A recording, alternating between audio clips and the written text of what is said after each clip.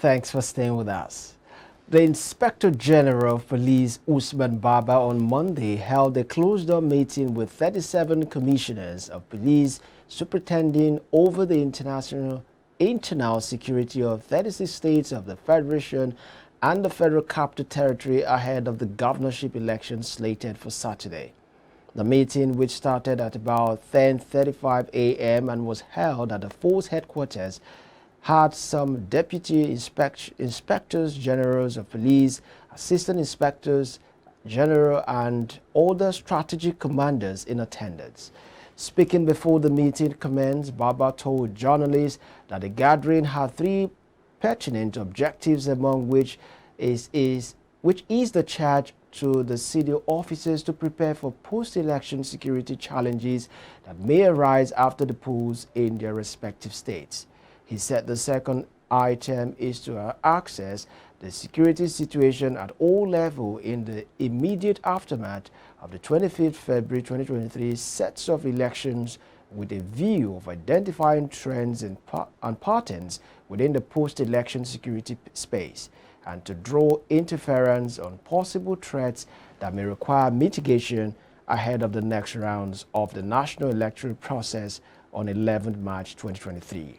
The police chief, who also disclosed that no fewer than 203 electoral offenders were arrested during the last presidential and National Assembly elections, noted that 185 major accidents that would have thrown the country into chaos were averted nationwide. Members of the Omo Eko Pataki, consisting of Olabode George, former Deputy Governor of Lagos State, Senator Kofoworola Akerele Bokno, and Mrs. Onikpepo Oshodi on Monday, condemned threats to voters who refused to support a particular political party on March 11, describing it as the decisive politics of annihilation. They also endorsed the Labour Party governorship candidate in Lagos State, Mr. Gbadebo Rodos Vivo, saying it is time for renewal and rebirth in Lagos State. The group also raised the alarm of plans to ensure the Labour Party candidate is taken out of circulation before Saturday's poll, warning that it does not want a repeat of what happened to the late Funsho Williams in Lagos State. Speaking at a press conference in Lagos, the leader of the group, Olabode George, expressed worry over threats being issued against voters suspected to be willing to vote against incumbency. The group, which subtly endorsed the Labour Party governorship candidate, urged Lagos residents to be wary of voting for the All Progressive Congress during the March 11 governorship election. The Lagos State chapter of the Christian Association of Nigeria has thrown its weight behind Governor Babajide Sanwo-Olu and his deputy Obafemi Hamza as they seek re-election.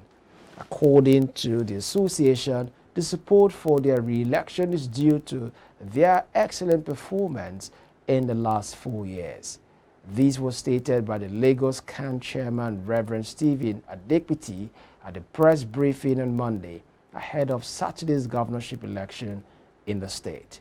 Adekpiti said it is important to make abundantly clear that the Christian community in Lagos, led by leaders including himself, demanded a Christian governor, and by divine providence and listening ears of the party leader, the present governor was given to the state. His endorsement is based primarily on one thing: performance, and nothing else.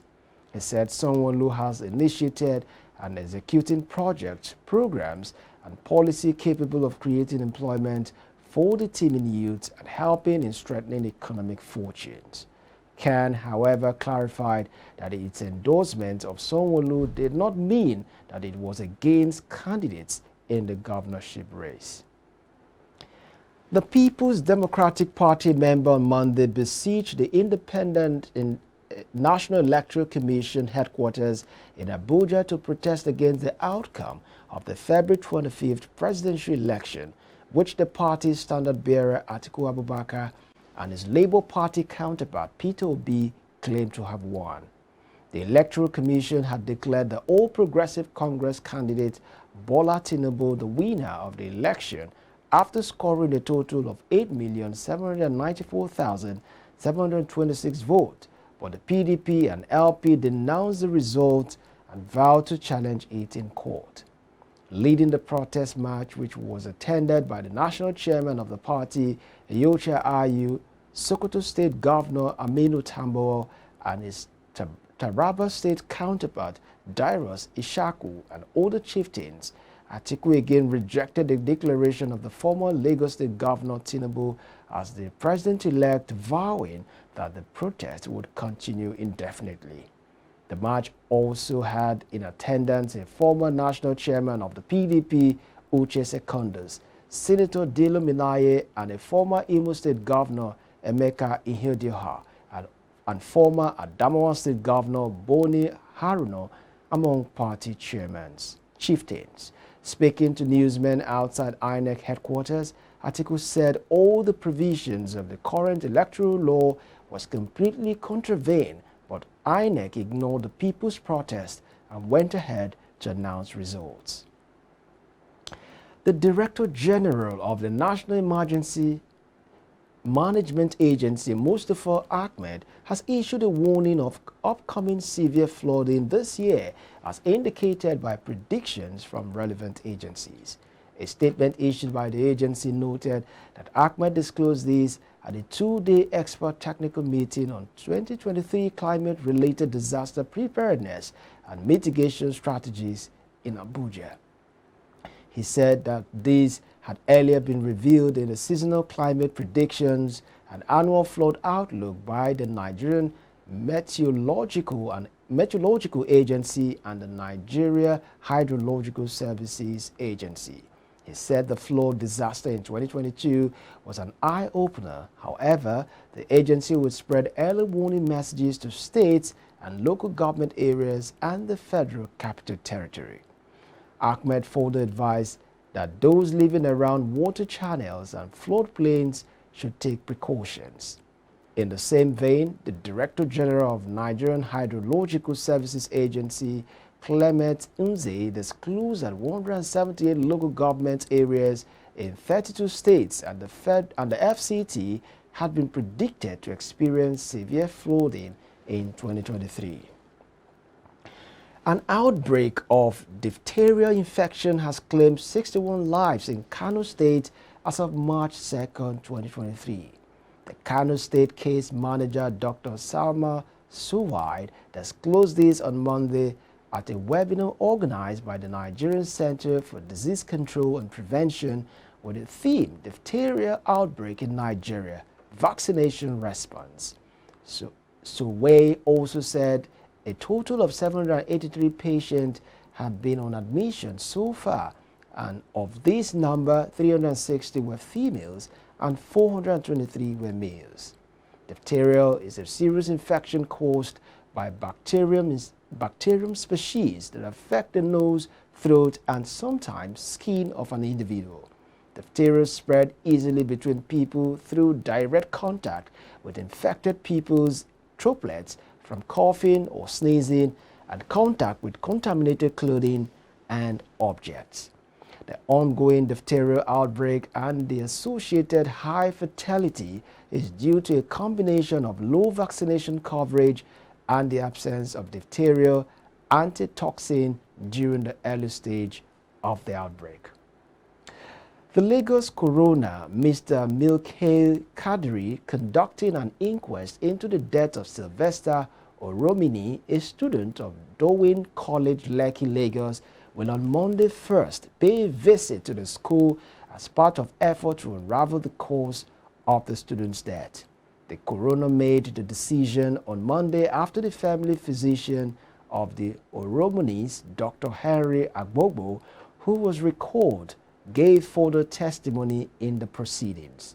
The doctor told the coroner that the late Sylvester was born on December 4, 2009, without any underlying medical condition. Sylvester, aged 12, died on November 30, 2021, as a result of alleged bullying and poisoning in the school. The doctor was cross-examined by counsel for Darwin College, Mr. Anthony Popo, despite the objection of the counsel for the Oromini family, Mr. Femi Falana. A curfew has been introduced throughout the northern region of Burkina Faso and two other provinces to combat jihadist attack in the Sahel region. A note from the Secretary General of the Governorate of the northern region, Koilga Albert Zongo, said as part of the fight against terrorism, a curfew from 10 p.m. to 5 a.m. has been introduced throughout the region from Friday 3rd March to Friday 31 March, urging the people to strictly respect the decision by staying at home at the times and dates indicated is set during the period. The movement of the people, 4- and 2-wheeled vehicles, tricycles and bicycles is formally prohibited. According to Mr. Zongo, the measure is aimed at facilitating the actions of the armed forces in the border region of Mali.